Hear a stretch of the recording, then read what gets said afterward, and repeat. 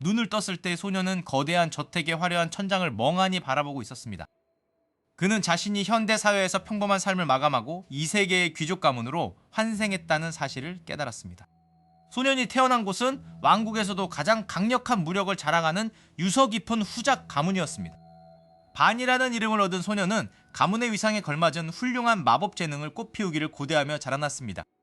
이 세계의 모든 아이들은 일정한 나이가 되면 신전에서 자신의 타고난 마법 적성을 확인하는 의식을 치러야 했습니다. 후작가의 막내 아들인 반의 차례가 다가오자 신전 내부는 숨막히는 긴장감으로 가득 찼습니다. 마침내 수정구에 손을 올린 반의 머리 위로 떠오른 것은 검술도 공격 마법도 아닌 고작 생산 마법이었습니다. 대대로 무패의 기사들을 배출해온 후작가에서 물건을 만드는 생산 마법은 가장 쓸모없는 쓰레기 능력으로 취급받았습니다. 그날 이후로 반을 향하던 가문 사람들의 따뜻한 시선은 얼음처럼 차갑게 식어버렸습니다. 형제들은 대놓고 반을 무능력자라 부르며 마주칠 때마다 비웃음과 모욕을 퍼부었습니다. 하인들조차도 가문의 눈치를 보며 반의 시중을 소홀히 하거나 대놓고 무시하기 일쑤였습니다. 하지만 반은 사람들의 멸시 속에서도 결코 좌절하지 않고 남몰래 자신의 능력을 연구하기 시작했습니다. 놀랍게도 그가 가진 마법은 일반적인 생산 마법이 아니라 머릿속으로 상상한 구조를 무한대로 완벽하게 구현하는 신급 능력이었습니다. 전생에 건축과 설계에 관심이 많았던 그는 현대 지식을 결합해 상상 이상의 물건들을 연성해낼 수 있었습니다. 반은 아직 힘이 부족한 자신이 이 엄청난 비밀을 들키면 이용당할 뿐이라는 것을 직감하고 철저히 무능한 척 연기했습니다. 그러던 어느 날 후작 가문의 가주인 아버지가 반을 자신의 집무실로 엄숙하게 호출했습니다. 무거운 공기가 감도는 집무실 문을 열고 들어가자 후작은 반을 쳐다보지도 않은 채 서류를 뒤적이고 있었습니다. 후작은 차가운 목소리로 가문의 명예에 오점을 남기는 무능한 자식은 더 이상 이 저택에 머무를 자격이 없다고 선언했습니다. 그가 반에게 내민 것은 왕국의 가장 동쪽 끝에 위치한 황폐하고 무법천지인 변방영지로의 영지 하사장이었습니다. 하사라는 보기 좋은 미명 아래 포장되었을 뿐 실상은 가문에서 영구히 추방하는 유배나 다름없는 처사였습니다. 반은 슬퍼하거나 애원하는 대신 묵묵히 고개를 숙이며 그 비정하기 짝이 없는 명령을 순순히 받아들였습니다. 그 변방영지는 매년 포악한 도적단과 몬스터의 습격이 끊이지 않아 전임 영주들이 모두 도망치거나 사망한 지옥 같은 곳이었습니다. 가문은 반이 그곳에서 도적들의 손에 자연스럽게 목숨을 잃어 소리 소문 없이 사라지기를 바라고 있었던 것입니다. 추방 명령이 떨어지자마자 반에게는 짐을 정리할 시간조차 제대로 주어지지 않은 채 쫓겨나듯 일정이 진행되었습니다. 화려한 마차들이 질비한 후작가의 마구간에서 반에게 배정된 것은 낡고 덜컹거리는 중고마차 단 한 대뿐이었습니다. 호위 병력조차 보내주지 않는 가문의 잔인함에 실망하려던 찰나 반의 눈앞에 몇 명의 하인들이 모습을 드러냈습니다. 그들은 오랜 시간 반의 곁을 묵묵히 지키며 그의 진정한 영리함을 유일하게 알아봐 주었던 충직한 부하들이었습니다. 노집사와 호위 무사들은 가문의 위협에도 아랑곳하지 않고 반 도련님을 끝까지 보필하겠다며 자원하여 따라 나섰습니다. 든든한 아군을 얻은 반은 마침내 미련 없이 낡은 마차에 올라타며 차가운 후작 가문의 저택을 뒤로했습니다. 마차가 거친 소리를 내며 출발하자 거대한 철문이 무겁게 닫히며 반의 유년 시절을 완전히 단절시켰습니다. 수도를 벗어나 변방으로 향하는 여정은 시작부터 험난하고 끝없는 고행길의 연속이었습니다. 제대로 포장되지 않은 흙길 때문에 마차는 끊임없이 흔들렸고 반과 일행의 피로는 날이 갈수록 쌓여만 갔습니다. 황량한 숲을 지나갈 때마다 멀리서 들려오는 정체 모를 몬스터들의 울음소리가 일행의 신경을 날카롭게 자극했습니다. 하지만 반은 마차 내부의 작은 공간에서도 지도를 펼쳐놓고 앞으로 도착할 영지의 지형을 치밀하게 분석했습니다.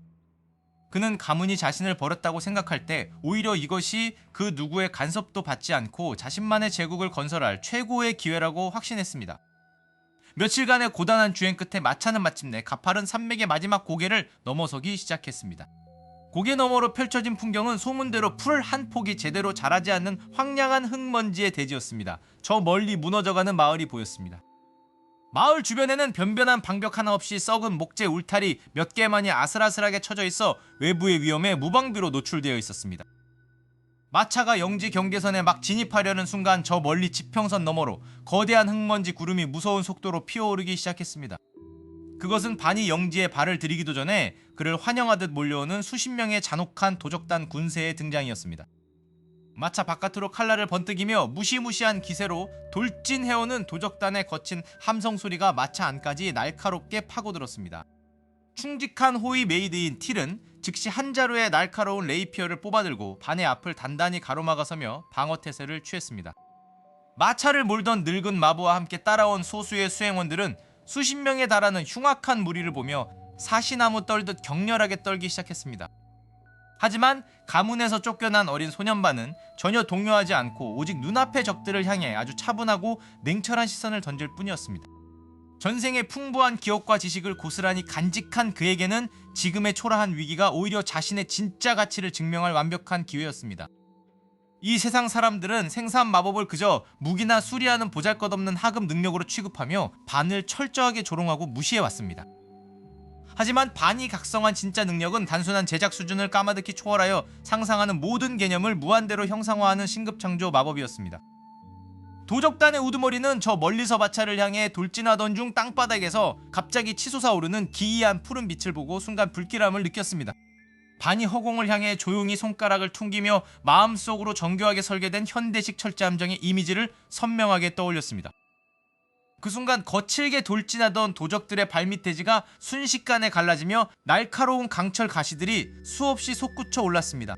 무방비 상태로 들이닥치던 선두의 도적들은 난생 처음 보는 정교한 강철덫에 걸려 비명을 지르며 흙바닥에 무참히 쓰러졌습니다. 상상을 초월하는 기습적인 마법의 반격에 뒤따라오던 후방의 도적 무리는 소스라치게 놀라며 급격하게 대열을 흐트러뜨렸습니다.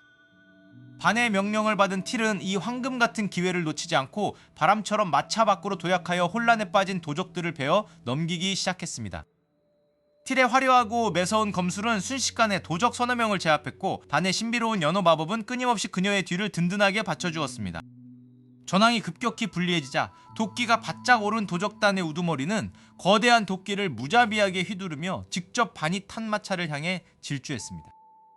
마차 안에서 그 흉포한 돌진을 정면으로 주시하던 반은 그저 가볍게 미소를 지으며 손바닥을 지면을 향해 지그시 내리눌렀습니다. 그러자 우두머리의 바로 밑바닥에서 단단한 콘크리트 재질의 거대한 장벽 조각이 엄청난 속도로 수직 상승하며 솟아올랐습니다. 공중으로 볼품없이 붕 떠오른 우두머리는 중력을 이기지 못하고 단단한 바닥에 추락하며 완전히 무력하게 정신을 잃고 말았습니다.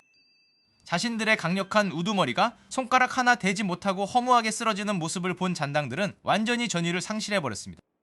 순식간에 도적단의 거센 습격을 완벽하게 제압한 마차 주변에는 이내 무거운 정적과 함께 깊은 안도의 한숨이 내려앉았습니다. 겁에 질려 흐느끼던 마부와 하인들은 그제야 눈을 뜨고 가문에서 나고자라 부르던 반을 신적인 존재처럼 우러러보았습니다. 습격이 끝난 후 다시 전진한 반의 일행은 마침내 유배지이자 영지인 에스파다 지역의 중심부에 무사히 도착할 수 있었습니다. 하지만 영지의 실상은 소문보다 훨씬 더 비참해서 무너진 흙집들과 굶주림에 지친 소수의 영민들만이 무기력하게 남아있을 뿐이었습니다. 이 황폐하고 버려진 땅을 본 반은 오히려 아무것도 없는 도화지 같다며 눈을 빛내고 대규모 영지 개조 계획을 구상했습니다. 그는 우선 영민들의 안전을 확보하는 것이 최우선이라 판단하고 마을 전체를 둘러싸는 거대한 방벽의 도면을 뇌리에 그렸습니다. 반이 마법을 발동하자 대지가 요란하게 진동하며 두껍고 거대한 현대식 콘크리트 방벽이 마을 외곽을 따라 순식간에 차올랐습니다. 자다가 기겁하여 뛰쳐나온 영민들은 마법 한 번에 수십 미터 높이의 철옹성이 세워지는 광경을 보며 전율을 금치 못했습니다. 방벽 건설을 단 몇 분 만에 끝마친 반은 멈추지 않고 자신이 머물며 영지를 통치할 최고급 대저택의 설계를 시작했습니다. 단단한 석재와 최고급 자재들이 공중에서 기하학적으로 결합되더니 웅장하고 아름다운 흰색 대저택이 그 위용을 서서히 드러냈습니다. 다음날 아침 따스한 햇살이 비추자 영민들은 자신들을 보호해줄 완벽한 요새와 장엄한 저택을 보며 기쁨의 눈물을 흘렸습니다. 영지의 안전이 확보되자 반은 곧바로 다음 단계로 넘어가 생산 마법을 응용한 대규모 농지 개간과 수로 정비에 착수했습니다. 단단하게 굳어있던 불모지의 흙을 부드러운 영양토로 순식간에 치환하고 인근 강줄기에서 물이 흐르도록 정교한 수로를 창조해냈습니다. 굶주리던 영민들에게는 깨끗한 집과 함께 무한대로 생산해낸 풍부한 식량 배급이 이루어지며 영지에는 활기가 넘쳐나기 시작했습니다.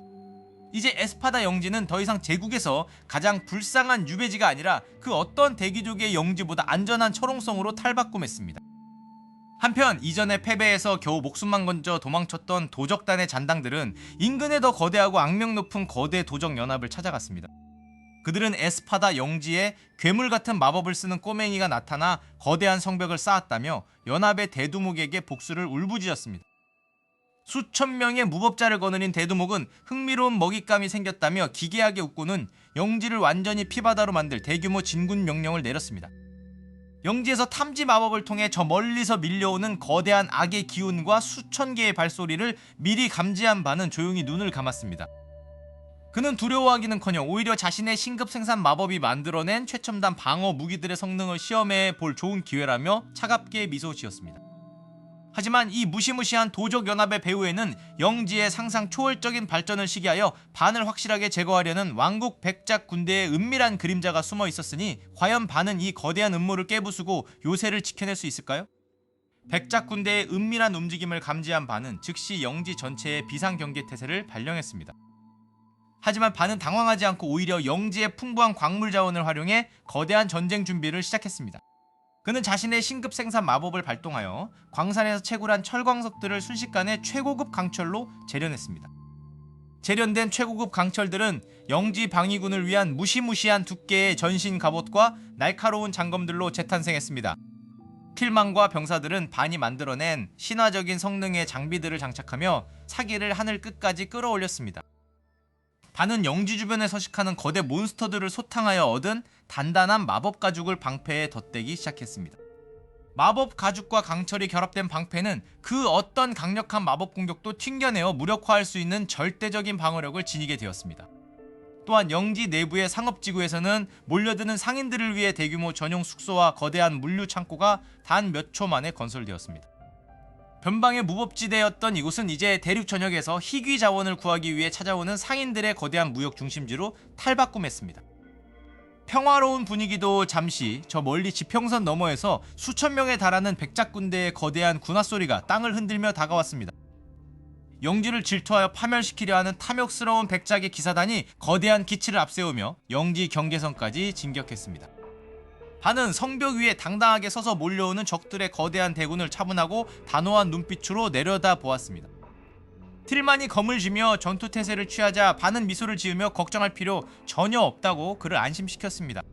백작 군대의 사령관은 반의 거대한 콘크리트 방벽을 보고 잠시 주춤했으나 이내 정군에게 무자비한 총공격 명령을 내렸습니다.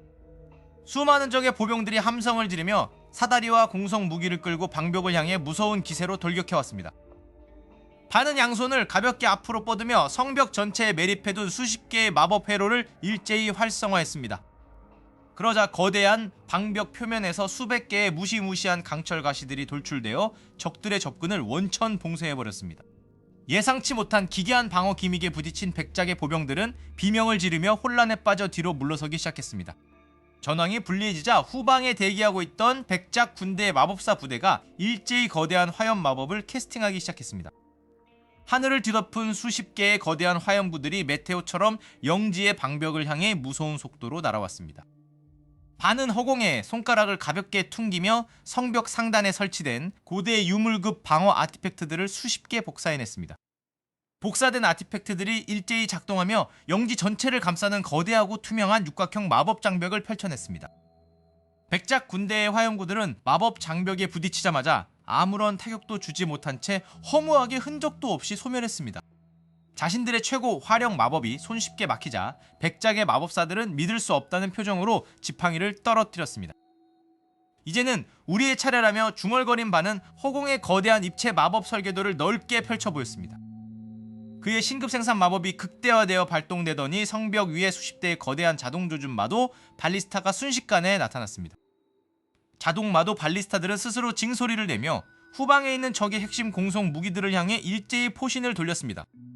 반이 명령을 내리자마자 거대한 마법 화살들이 천둥같은 굉음을 내지르며 일제히 적진을 향해 발사되었습니다. 단 한 발의 오차도 없이 날아간 마법 화살들은 백작 군대의 거대한 투석기들을 일격에 산산조각 내며 폭발시켰습니다. 압도적인 화력의 차이를 온몸으로 체감한 백작의 군대 전체는 극심한 공포에 질려 대열이 완전히 붕괴되었습니다. 반은 마침내 영지 방위군에게 전면적인 추격 및 소탕 명령을 내리며 완벽한 승리의 쐐기를 박았습니다. 무시무시한 강철 갑옷을 입은 틸만과 기사들이 성문을 열고 폭풍처럼 돌격하여 도망치는 적들을 제압하기 시작했습니다. 영지의 군대는 단 한 명의 부상자도 없이 백작의 대군을 완전히 패퇴시키며 대륙 역사에 남을 대승리를 거두었습니다. 전쟁이 완벽한 승리로 끝나자 영지의 모든 주민과 상인들은 거리로 쏟아져 나와 반의 이름을 목 놓아 연호했습니다. 반은 환호하는 영민들을 향해 따뜻하게 손을 흔들어주며 마침내 자신만의 진정한 보금자리를 완성했음을 느꼈습니다. 가문에서 쓰레기라며 버림받았던 소녀는 이제 그 누구도 감히 넘볼 수 없는 대륙 최고의 영주로 당당히 우뚝 섰습니다. 반은 자신의 신급 생산 마법을 사용해 영지 주변에 더 거대하고 아름다운 마법 탑과 정원들을 계속해서 넓혀 나갔습니다. 그를 믿고 따랐던 틸만과 모든 부하들은 무한한 번영이 약속되니 아름다운 요새 도시에서 평생의 행복을 얻게 되었습니다. 이제 황폐했던 변방의 영지는 대륙에서 가장 안전하고 풍요로운 신화 속 난공불락의 낙원으로 영원히 기억될 것입니다. 자신을 버린 가문을 뛰어넘어 스스로 위대한 신화를 창조해낸 소년반의 놀라운 이야기는 여기서 완벽한 마침표를 찍습니다.